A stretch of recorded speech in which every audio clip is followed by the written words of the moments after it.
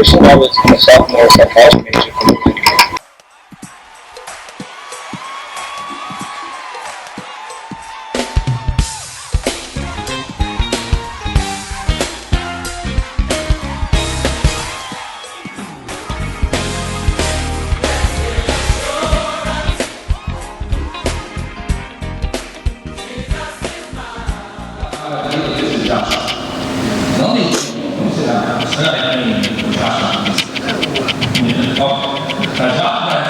Greatest prophet of the Old Testament, Moses. He had a lot of big shoes to fill. Just like we here at Morehouse, Beverly, Clark, and Emory have big shoes to fill. And sometimes the pressure of that goes in our personal life can be too much. We don't all need to break up. We all had falling out with friends, lost brothers, sisters, Morehouse brothers, and it can be a lot. And of course, Joshua, you can turn your Bibles and watch it. Beginning chapter 6. And in the story being talks about the instructions against God, and really does about how he knocks down the wall and destroys the city of Jericho. But today, I don't want to talk about that. That's not why I'm talking about the celebration. I'm here to talk about the process by which Joshua did this. Because we're let's talk about the end result, and how we got through it. We don't talk about the process of how we get through it. It's more. And I know you're thinking, Christian, what is the most cliche key to it? Really watching here, tell us that. Well, let's park the race for a minute and think about why Haiti is about starting. You see, when God didn't have anything else, he had that. In my own personal life, I had my own challenges to face. And the biggest challenge I had was in the summer of 2015. It was recently after the death of my best friend, Sinclair Silver. And I was scheduled to go to the pre-summer program. And I didn't want to do something awesome.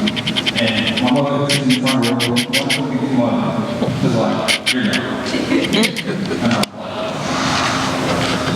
So I went, and at first I had no idea what I was doing. I'm too dumb, I'm too depressed, I'm just not made to be anyone else. I really got in, this is going to be a rough 6 weeks. And one thing I realized looking back right now is as my faith grew, the situation got better. I was walking that first day, I had no faith.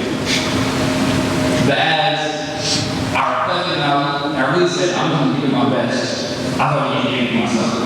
And I started to do what I needed more. Joshua wouldn't accomplish anything he does without faith.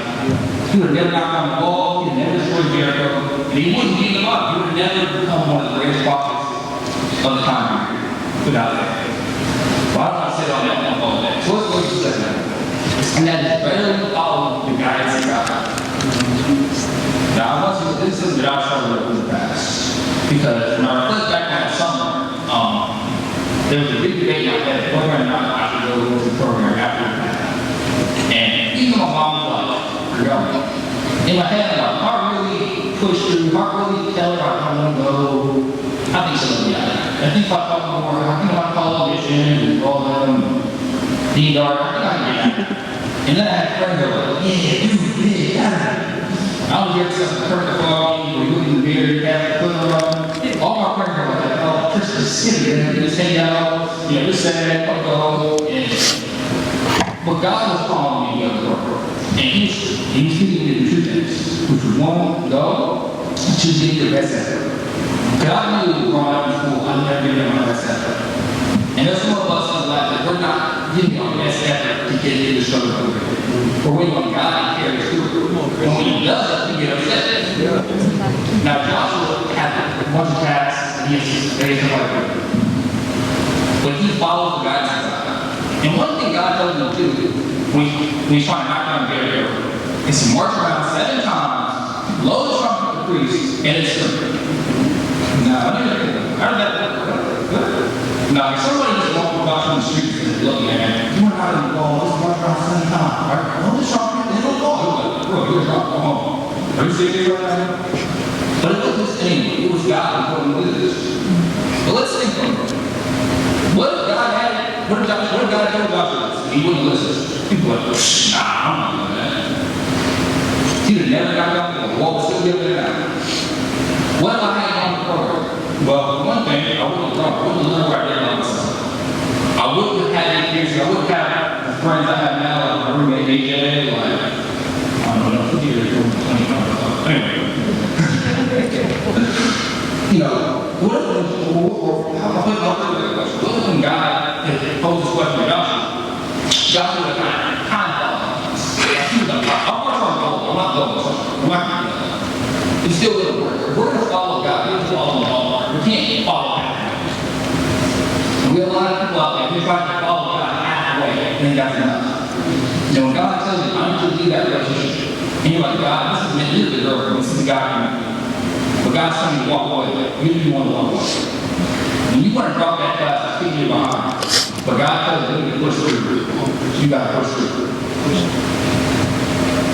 It's keys. Without these keys, you're not going to move on. Now I want to talk about the third, which is communication. Now, to raise this point, I want everyone to know who in here has something talking every day? One person. I'll get to you. Who has something they talk to every day? Who has four people they talk to? Two people they talk to. All right, who has three of them? Okay, you have two hands. How come I have that? Here's the question I want you to think about. You're done out to me, you're ready to go, you got to think about, and you don't think about anything else, I want you to think about this one. How many of you talk to God every day? I don't know. You got it. That's just something to think about. Are you talking to God every day? Are you saying the word? Are you praying? What are you doing? When you have a time, when you have a hard time, when you're struggling with that time, when you're going to the break, you're up late at night, talking to turn. Who are you turning to? Some of y'all are calling your homeboys, or talking to your boys about it. But are you talking to God? Because God fits into the equation. And when I was going to that summer program, I was talking to everybody but God.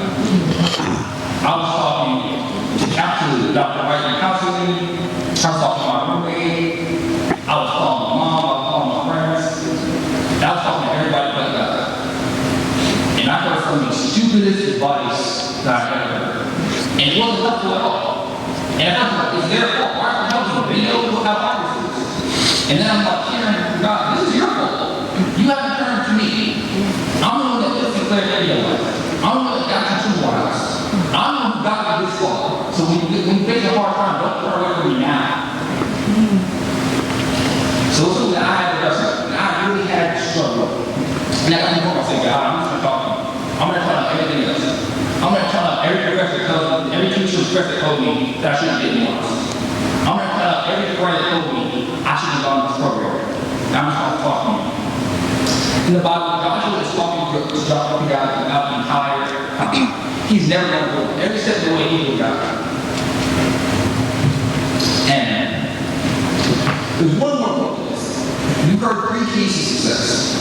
But there's a catch. Now, I'm going to let you know this Christmas time. I'll let you know. There's one X factor that determines how well you follow those influence. And that's your relationship with God. First, we have a relationship with God. Do we just know that He exists? Do we know who God is and how great fit He wants us? You know, in the 31,122 verses in the Bible, God works with Joshua, with Moses, the Apostle Paul, Peter, Thomas, Ananias, Esther, plenty of characters. He worked with all your unique ways. And that's important because when you have a relationship with God, it's your own. It's not like any other relationship in your life. God's not cookie cutter, He put it down and say every time. Your task is to go to one house. The touchdown. Your task is to go place where I need to go. And at first, I didn't know how long I'd be in months. I didn't know I didn't have to gym. I'd never done it before I should. But God called me to do it. And when I learned to follow God, when I had faith in myself, because I knew He was working in me, I really followed that. That's what I'm saying from me. Where are you and God at right now? And you may say, Chris, I'm good with that. I really am good with where I'm at. I know what I'm going to say because God is right here and I'm right here. So we're not opposed, we could be, but we're close enough. But you see, it doesn't work. Your relationship with God is constant. It's constantly working. So if you're not working forward and you're close to Him, you're going to shift further and further away. Or you get closer and closer to each side of the take steps. As you're going through your final week, and everything's rushing through your mind, are you going to make time to talk about that? When you're trying to apply to graduate school, and you're waiting on your letters, are you going to talk about that? On January 20th, President Obama leaves office, you don't know how next year you're going to go. Are you going to talk about that?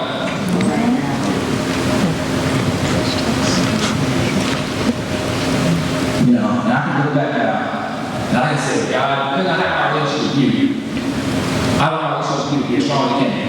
Because you're the one. It's not anybody else. It's not me. It's not me that's doing it. It's not me that's trying to speak to you right now. God is working through me to try to do the best I can do. God will let took me from being on probationary staff like I said in the Morehouse to now being my friend. God will let got me from being in the crowd at church, not paying attention, to now being up here Christian.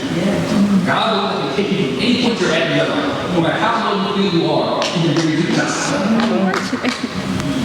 You say today, God, you sent your son to me, and I want to be closer to you. You are what matters.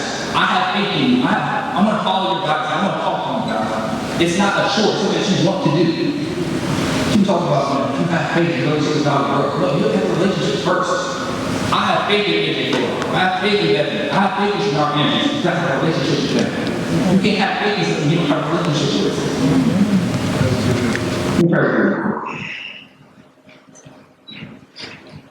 Lord, thank you for all you do. You put so much time asking for things from you. I'll never thank you. Lord, I just want now reflect on where I'm at. I want everyone to just reflect on where I am at.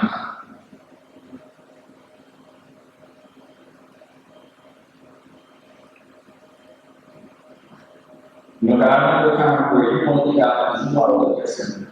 God, I want to know what I want to do. And I think when you said, 2016 was not the year for you.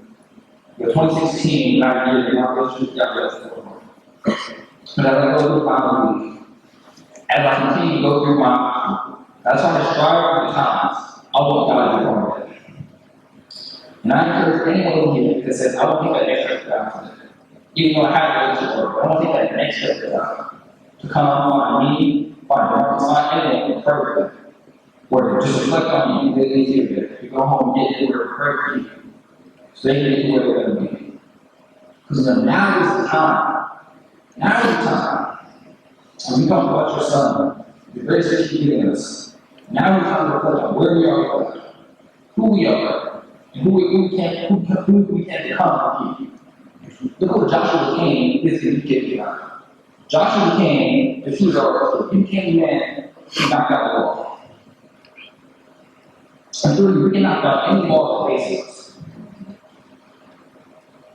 That's why I reflect on that. That's why that's how I said it. Not many people, and then inside of them, don't put that there for you and them. I want to give you a brief understanding of what I said.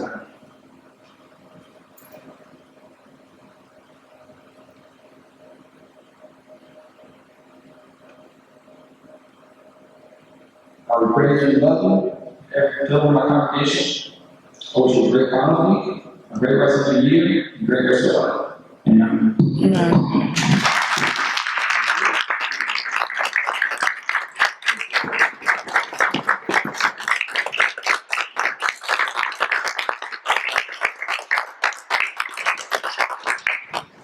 Thank you, Christian. Appropriate name.